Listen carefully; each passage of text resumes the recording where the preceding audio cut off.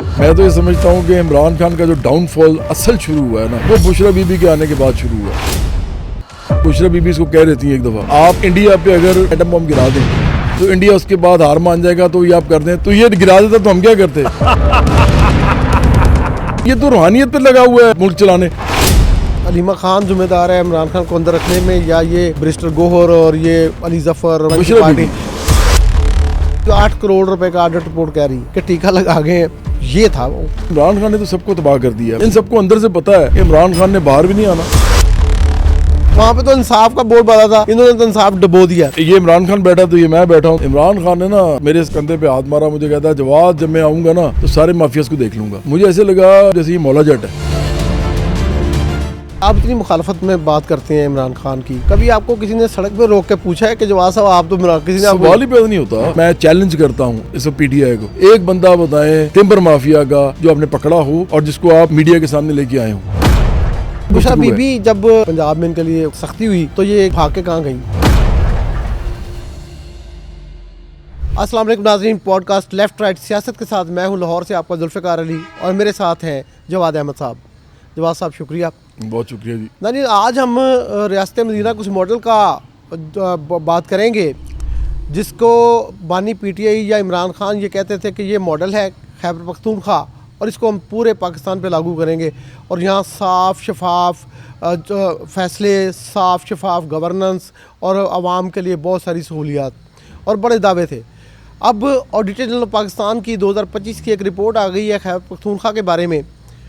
उसको जिक्र आपसे करेंगे कि उसमें क्या लिखा हुआ है। 147 अरब रुपए से ज़ायद के ठेके हैं और 3000 से ज़ायद ठेके हैं और ऑडिट रिपोर्ट ये कहती है कि उसमें शफाफियत की और कानून की धज्जियाँ उड़ा दी गई।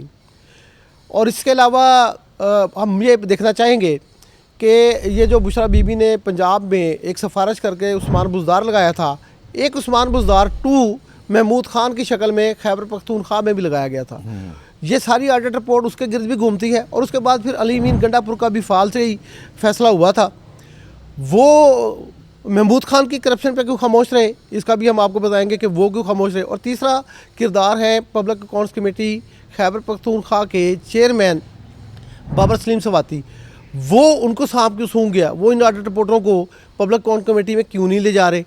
और ये सारी बात। और एक जवाब साहब, एक बड़ी इंपॉर्टेंट बात आपसे करनी है। हमारे एक पिछले पॉडकास्ट में हमने एक इमरान खान के दौर की एक करप्शन की मैंने बल्कि सी बात की थी कि ये जो कोविड-19 वाले फंड्स थे उसके अंदर का इस्तेमाल जो है वो ऑडिट रिपोर्ट ने कहा कि वो गलत था।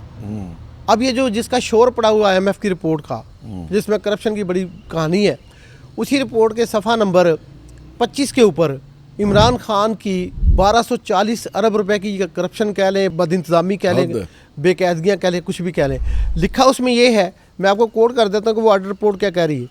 वो कह रही है कि कोविड-19 का पैकेज था 2020 में और वो बांट दिया गया।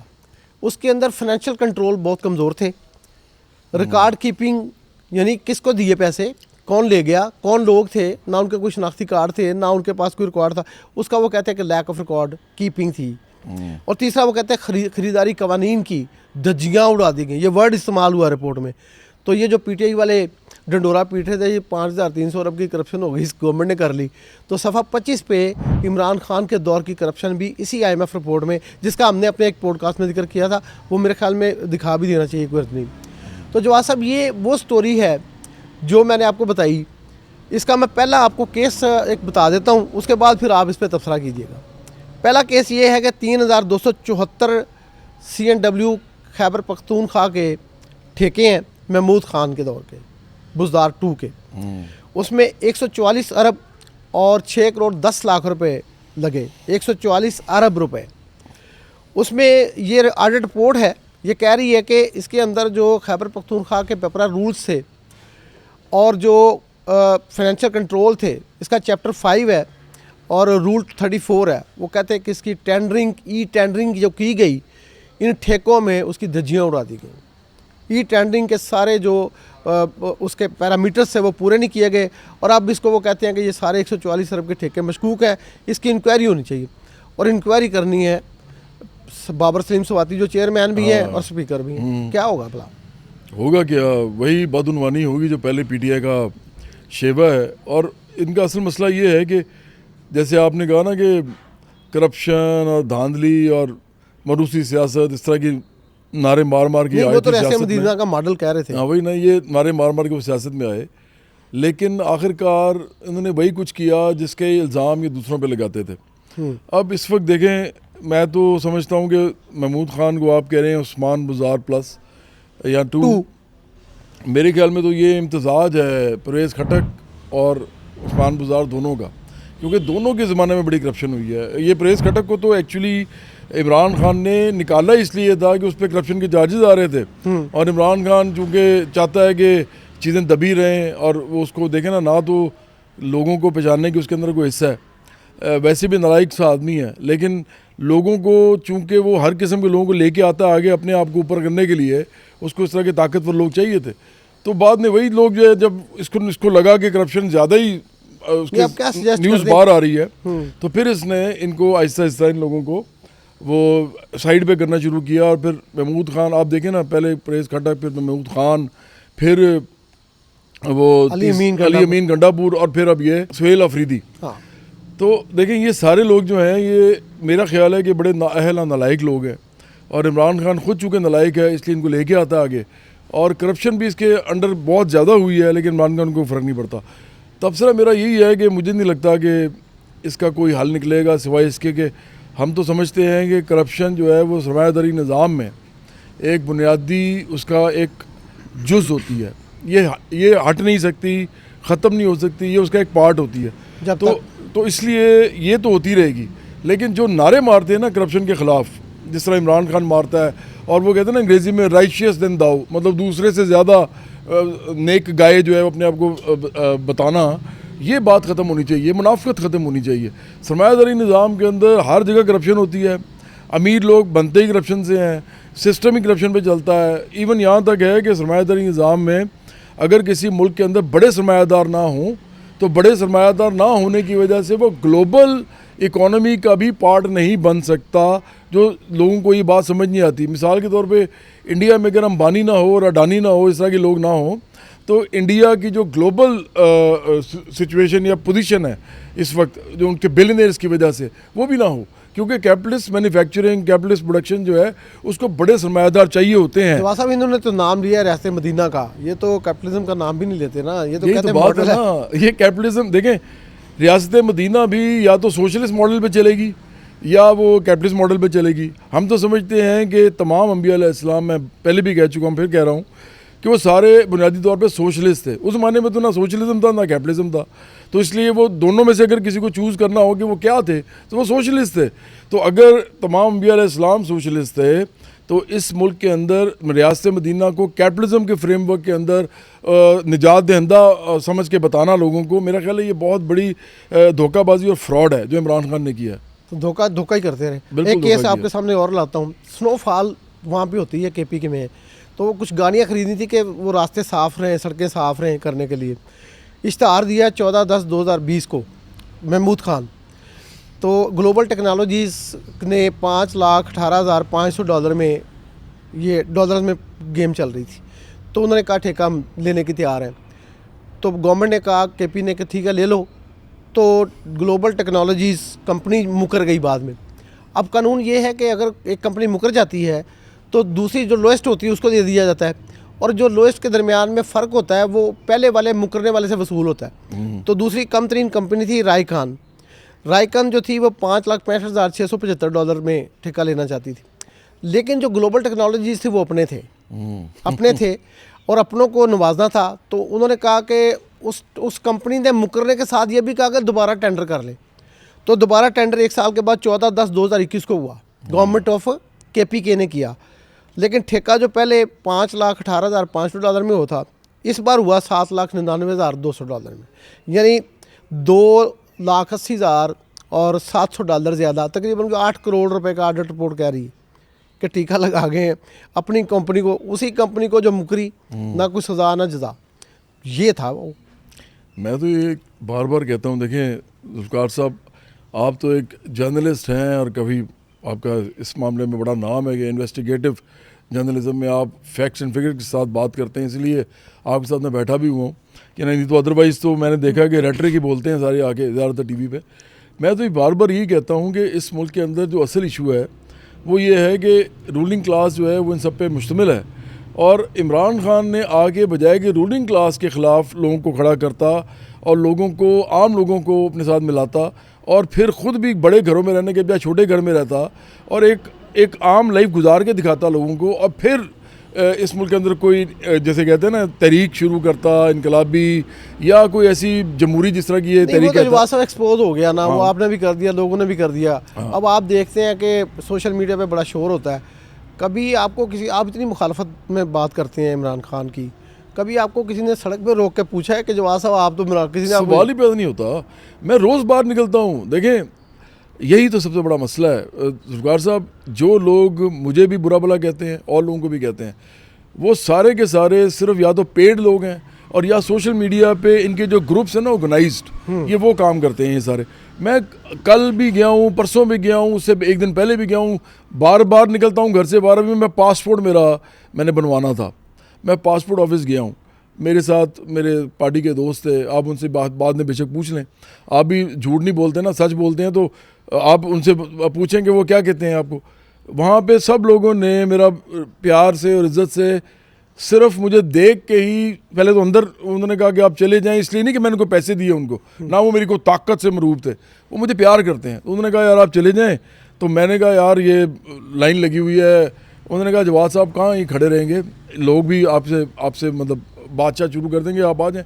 इसी तरह वहाँ पे जब मैंने पासपोर्ट लेने गया हूँ तो वो बंदे ने मुझे कहा कि जवाब साहब क्या हाल है, बड़े प्यार से उसने मुझे, मैं आपको सिर्फ एक बात बता रहा हूँ, वैसे मैं सारा दिन बाहर निकलता हूँ, गरीब लोग हैं, मैं फ़र्ज़ कर बाबर की दुकान पे जाता हूँ, मुझे लोग आके मिलते हैं, मुख्तलिफ़ किस्म के लोग आके मिलते हैं, वो प्यार से बात करते हैं, इज़्ज़त से बात करते हैं। यानी आप ये खास इनका मैंने देखा है कि भी इनका सड़क पे जाते हुए कोई बंदा ये नहीं कहता कि यार तुमने फलां इमरान खान के साथ बोलते हो तो मैं तुम्हारे ऊपर अभी अटैक करने आप मेरे साथ नहीं है नजर आता। आप मेरे साथ चल के देखें, वैसे तो आपको थोड़ा बहुत तो पता ही है, आप मेरे साथ सारा दिन गुजारें, आपको पता है मुझे टोल टैक्स पे लड़के कहते हैं कि यार आप टोल ना लें, टोल हमने नहीं लेना आपसे, मैं उनको बाकायदा ज़बरदस्ती देता हूँ और अच्छा खासा वो होता है, मतलब 400-500 रुपया होता है। वो मुझे कहते हैं जी कि और ये मेरे पार्टी के लोग गवाह हैं, आप इनसे पूछ लें, मतलब एक दफ़ा नहीं होता, बार बार होता है। मतलब देखें नहीं, दूसरा पता क्या सबसे बड़ा सबूत ये है कि जब जिमनी जो हुए हैं, जो क्लीन स्वीप हुई है पीटीआई जी, तो वो अगर होते वोट तो निकलना आते। वैसे भी देखें, मैं तो समझता हूँ कि लोग वोट अब देना नहीं चाहते पीटीआई को।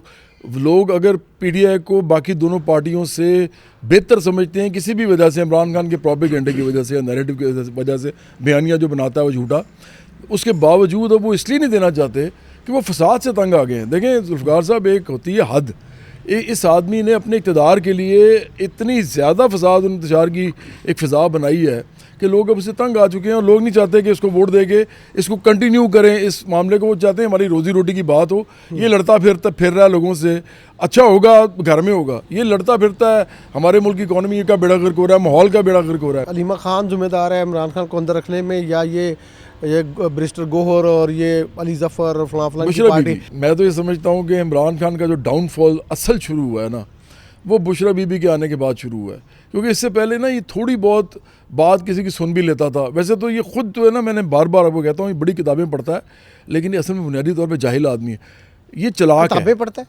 बड़ी सुना है किताबें, देखा किताबें पढ़ते हैं। लोग कहते हैं वो एक दफ़ा इमरान रियाज के कमरे में किताबें, वही जो लाद देने वाली बात है, वही वाली बात है ना। आप किसी पे भी लाद देंगे किताबें तो वो लोगों को लगेगा कि आलम नहीं होता, लोगों को लगेगा कि ये किताबें पढ़ी हुई हैं इसने। मैं, हमारे एक दोस्त हैं काजी सईद साहब, वो कहते होते हैं कि यार किताब जो है ना, अगर तो किसी तरीके से उसको घोल के पानी के अंदर उसका वो जो वर्क है सारे, और उसको पिला दिया जाता और सारा कुछ उसके अंदर आ जाता, तो ये वही तरीका था जाहिलों को अकल देने का। अदरवाइज तो इस तरह नहीं अकल आती। ये आप इमरान खान के लिए कह रहे हैं?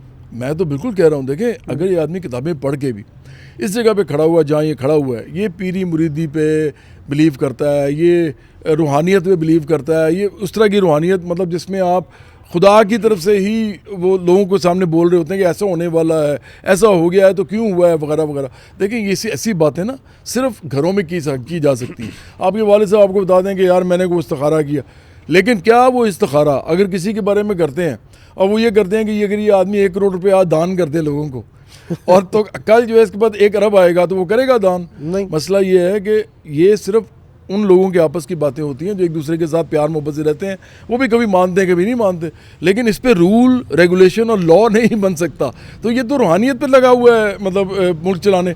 अगर मैं तो बार बार कहता हूँ, अगर बुशरा बीबी इसको कह रहती हैं एक दफ़ा कि आप ना इंडिया पे अगर छोटी ताकत का एटम बम गिरा दें तो इंडिया उसके बाद हार मान जाएगा, तो ये आप कर दें, तो कोई पता नहीं था, क्योंकि मुझे कहीं से आई है, मतलब कहीं रूहानियत आई है, तो ये गिरा देता तो हम क्या करते। मतलब ऐसा बंदा बड़ा खतरनाक होता है। अच्छा नहीं कि एटम बम मार देना था इसने बुशरा बीबी के कहने क्यों पे? नहीं मार सकता? जब वो बुशरा बीबी के कहने पे उस्मान बुज़दार को लगा सकता है, जहांगीर को अपने पास से हटा सकता है, वो क्या नाम है उसका, ओन चौधरी वगैरह को साइड पे कर सकता है, सिर्फ बुशरा बीबी जो कहती जा रही है वो करता जा रहा है। ये भी है कि इस दिन ये हल्फ ना लो, इस दिन हल्फ लो। फिर वो जो इद्दत वाला मामला है, मैं उसके अंदर वो नहीं पढ़ता कि मतलब मैं नहीं वो आपका इशू नहीं, लेकिन वो जो इद्दत वाला मामला है, जो कहते हैं कि क्यों पहले की गई है शादी या नहीं, जिस तरह भी है, वो भी कहते हैं कि जी इसीलिए क्योंकि इसी डेट पे शादी करनी थी। वो उन्होंने कहा हुआ था, वो फाल निकाली हुई थी। अब देखें ना ये किस अच्छा, ये बुशरा गुफ्तगू है। बीबी जब यहाँ से, आपको पता है कि जब पंजाब में इनके लिए कुछ थोड़ा सा सख्ती हुई तो ये भाग के कहाँ गई? अली मीन गंडापुर के हाँ पास। जी, वो देखें। अच्छा, अली मीन गंडापुर खामोश क्यों था ये सारी करप्शन पे? ये तो सुन लें। डेरा इस्माइल खान से तल्लुक़ है उनका।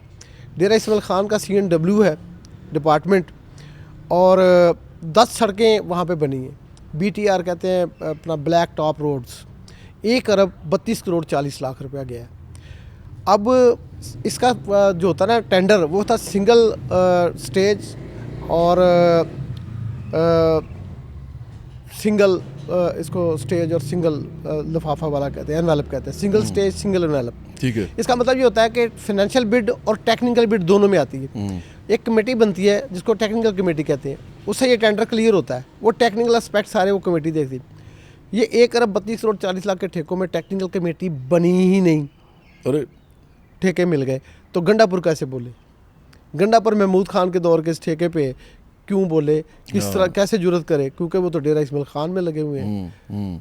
तो ये कहानी मुझे तो ये लगता है कि देखें, ये सारे के सारे लोग जो ना, ये इमरान खान का नाम जो बना दिया वज़ीर आज़म बनने के बाद, जनरल बाजवा जनरल फैज़ ने धरने करवा के TV पे 126 दिन रखवा के, उसके अलावा सारे बड़े बड़े चैनल्स पे इसके इंटरव्यूज़ करवा के फिर इसकी वो तकरीरें जो हैं वो रूहानियत किस्म की करता है जो, तो वो बना दिया। तो नाम, उस नाम को ही खा रहे हैं सारे बैठ के। इन सबको अंदर से पता है कि इमरान खान ने बाहर भी नहीं आना, और इमरान खान की जो हरकतें हैं ये बाहर आने वाली हैं भी नहीं, उनको पता है अच्छी तरह। और फिर उनको ये भी पता है कि ये बंदा कोई अकल से कोई पैदल ही है। जैसे इवन असद उमर जैसा बंदा, वो ये कई दफ़ा इस तरह के इशारों में बात कर चुका है कि यार उसको क्या करें। वो इस चक्कर में था कि मैं जो हूँ एक पढ़ा लिखा आदमी हूँ, तो मेरी इसकी वजह से पोजीशन बन जाएगी कोई, क्योंकि वैसे तो मेरी बननी नहीं है। उसके बाद मैं बताऊंगा पाकिस्तान में आगे कि कैसे इकोनॉमी चलती है, और ये यार कोई अपने चक्कर में होता है ना। लेकिन इमरान खान ने तो सबको तबाह कर दिया। ये जो मैं आपको ठेकों की कहानी सुना रहा हूँ ना, तो आपको लगता नहीं कि खैबर पख्तूनख्वा पे जैसे कंपनी की हुकूमत हुआ करती थी? हाँ जी, कंपनी की। तो ये तो ठेकेदारों की हुकूमत थी। बिल्कुल ऐसे है। ये पख्तूनख्वा में तो आप इसको कह सकते हैं कि खैबर पख्तूनख्वा में तो मुझे लगता है कि ठेकेदारों की हुकूमत, ठेकेदारों की हुकूमत भी है, माफियाज की हुकूमत भी है। आप देखें कि टिम्बर माफिया की हम बात कर लेते हैं। ठेकेदार माफिया ही होता है। हाँ वही ना। तो वो जो टिम्बर माफिया है वो सबसे ज़्यादा आपको फ़ाल या एक्टिव नज़र आता है पख्तूनख्वा में। एक दफ़ा इमरान खान के साथ मैं बैठा हुआ था, तो इमरान खान कर रहा था अपना वो जो इमरान खान फाउंडेशन के अंडर जियो के अंदर प्रोग्राम कर रहा था, सिलाब के ऊपर इसने पैसा इकट्ठा करना था। तो ये इमरान खान बैठा, तो ये मैं बैठा हूँ, तो मेरे साथ 2 लोग और भी बैठे हुए थे। तो मैंने वहाँ पे ना बड़ी पढ़ी लिखी बातें की, मैं कुछ रिसर्च भी करके गया था। मैंने बताया कि इतने % जंगलात थे जब पाकिस्तान बना, फिर इतने % जंगलात अब रह गए हैं, तो इसको टिम्बर माफिया खा गया, और ज़्यादातर पख्तूनख्वा में हुआ वगैरह वगैरह। इमरान खान ने ना मेरे सिरा कंधे पे हाथ मारा, मुझे कहता है जवाब जब मैं आऊँगा ना तो सारे माफियाज़ को देख लूँगा। मुझे ऐसे लगा जुल्फ़िकार साहब जैसे ये मौला जट है, मतलब जैसे मौला जट नहीं होता, वो कहता है मैं सबको देख लूँगा। तो देख तो लिया। अच्छा, उसके बाद आया जब देख तो लिया। हाँ, उसके बाद जब आया तो 2013 से लेके अब 2025 है, 12 साल हो गए। एक बंदा मैं चैलेंज करता हूँ, चैलेंज इस PTI को, एक बंदा बताएं टिम्बर माफिया का जो आपने पकड़ा हो और जिसको आप मीडिया के सामने लेके आए हो। नहीं पकड़ेंगे ना। मैं कह रहा हूँ कि बाबर सलीम स्वाति स्पीकर भी है और पीएसी का चेयरमैन भी, कैसे पकड़ेगा? यही तो सब अपनी बात है। तो फिर अब हल क्या करेंगे? वो तो उन्होंने तो पकड़ना नहीं, अब कौन पकड़े फिर? हल तो जी साफ सी पकड़े बात कौन? है। मैं तो आपके सामने एक पार्टी के चेयरमैन के दौरे बैठा हूँ। लोग मेरी बात जो है वो इसलिए नहीं समझ रहे अभी, क्योंकि उनके सामने 3 बड़ी पार्टियां खड़ी हुई हैं, तीनों सरमायादार पार्टियां हैं। हम तो साफ बात करते हैं, थर्ड वर्ल्ड के अंदर हल अगर आपने निकालना है इन तमाम मसाइल का तो वो सोशलिज्म के अंदर है, और सोशलिज्म के बगैर थर्ड वर्ल्ड में डेवलपमेंट हो ही नहीं सकती। आम लोगों की भी, इंफ्रास्ट्रक्चरल भी, जिसमें हेल्थ, एजुकेशन, सड़कें। डेवलपमेंट होगी तो कुछ लगेगा ना। वही ना, अगर आधा ही खा जाना तो रहना क्या है? वो भी आप ठीक कह रहे हैं। बस ये मैं दो तीन इसी ऑडिट रिपोर्ट के जुमले बताता हूँ और उसके बाद फिर मेरे ख्याल में लेकिन आपसे मैं सिर्फ ये एक बात लेकिन करूँगा, मैं ये समझता हूँ कि ये एक बहुत बड़ा फसाड है। मतलब ये गुमराह किया जाता लोगों को, ये कह के कि पाकिस्तान के अंदर करप्शन ख़त्म हो गई तो उसके बाद पाकिस्तान जो है उसके अंदर डेवलपमेंट शुरू हो जाएगी और आम लोगों को कुछ मिलेगा। मैं लोगों को ना एक तनाज़र बताना चाहता हूँ, बार बार मैं बताता हूँ लोगों को कि अगर आपने देखना है ना कि किसी मुल्क के अंदर तरक्की हो सकती है या नहीं हो सकती, उसका पैमाना क्या है। उसका पैमाना आम तौर पर सिर्फ 2 चीज़ें होती हैं। पहली चीज़ जो है, मैं उस पर से बात करूँगा, वो है GDP टू पॉपुलेशन रेशो। अब ये जो रेशो है ना, ये आपको बताती है कि आपके मुल्क के अंदर कितने लोग खुशहाल हैं, कितने नहीं हैं। अब पाकिस्तान में सारा $1 ट्रिलियन का नहीं है इस वक्त आपका GDP, 25 करोड़ लोग आप लेके बैठे हुए हैं। ये कभी भी कैपिटलिस्ट मॉडल के अंदर एक आम आदमी को खुशहाली नहीं दे सकता। देखें, ये दीवार पे लिखा हुआ है। ये चाहे करप्शन हम ख़त्म भी कर दें, आपको बाकायदा ज़राए पैदावार जो है उसके ऊपर रियासत का कंट्रोल चाहिए, कब्ज़ा अगर नहीं तो कंट्रोल चाहिए, रियासत चलाए, जिसको हम स्टेट कैपिटलिज्म भी कहते हैं। या फिर सीधा सोशलिज्म आए, और सोशलिज्म में जो है वो सारा का सारा जो चीज़ें हैं वो कमिया लेने के बजाय एक होता है नेशनलाइज करना, एक होता है सोशलाइज करना, जिसमें आप लोगों को देते हैं जो भी कोई दारा भी चलाता है वही उन्हीं का ग्रुप जो है वो उसकी मैनेजमेंट संभालता है, और उस ग्रुप के अंदर भी इलेक्शन होते हैं और वो इलेक्शन से वो ये सारा कुछ करते हैं। तो ये जो चीज़ें हैं, या सोशलाइजेशन या नेशनलाइजेशन, और फिर प्लस रियासत का इंडस्ट्री लगाना इस मुल्क के अंदर, ये इसके बगैर तो डेवलपमेंट हो नहीं सकती। मुझे सिर्फ प्रॉब्लम ही होती है ज़ुल्फ़िकार साहब कि ये लोग एक दूसरे को नीचा दिखाने के लिए ऐसे फिगर्स और फैक्ट्स देते हैं लोगों को जिनके अंदर तरक्की और खुशहाली का कहीं शायबा भी नहीं होता फ्यूचर में। तो हमें बस बुरा लगता है, हमें मुनाफकत लगती है, और सबसे ज़्यादा मुनाफकत ये जो है बाकी पार्टीज़ भी दोनों करती हैं, पीपल्स पार्टी और मुस्लिम नून, लेकिन सबसे ज़्यादा वो PTI करती है। नहीं, आप नहीं समझते कि ये तो बाबर सलीम स्वाति तो नहीं है, तो नैब को या FIA को टेकअप करना चाहिए केस? मेरा तो ख्याल है कि टेकअप करना चाहिए। IMF भी कह रहा है कि ये कोविड पैकेज में करप्शन हुई है, तो फिर क्यों नहीं पकड़ना चाहिए? मेरा ख्याल है कि देखें, हमारी जो रियासत है ना, उसके अंदर लोगों को सिर्फ उस वक्त पकड़ा जाता है जब उनको लगता है कि ये हमारे सामने खड़े हो गए हैं। हाँ। अगर वो हमारे सामने नहीं खड़े होते तो लगे रहें, सारे लगे हुए हैं। तो इसीलिए तो मैं कहता हूँ कि देखें, इस मुल्क में गठजोड़ है, इस मुल्क में एक नेक्सस है जो कि अमीर लोगों का है, उसमें ब्यूरोक्रेट भी हैं, उसमें पॉलिटिशियंस भी हैं, सरमायादार जगीरदार माफियाज भी हैं, उसमें फिर अदारे भी हैं। तो सारे के सारे ही मिले हुए हैं। तो आम लोगों का कोई हाल नहीं है, और आम लोग इसीलिए उनका हाल नहीं है क्योंकि वो रूलिंग क्लास के अंदर नहीं है। अगर रूलिंग क्लास हमारी जो है वो आम लोग हो जाएं तो ये जो पिछली रूलिंग क्लास है, अमीर रूलिंग क्लास, ये खुद ब खुद हमारे कंट्रोल में आएगी। हम उसको उस तरह चलाएंगे जिस तरह हमने चलाना है, ताकि मुल्क तरक्की करे और खुशहाली आए तमाम लोगों के लिए। जवाब साहब, 2-3 मैं आपको केस और करप्शन पे देता हूँ, फिर आपसे इजाज़त लेते हैं।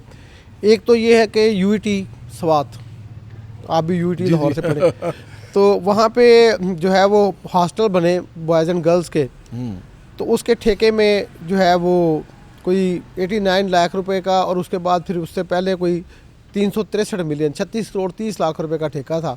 उसके अंदर गड़बड़ हुई है, AGP कह रहा है इंक्वायरी करो।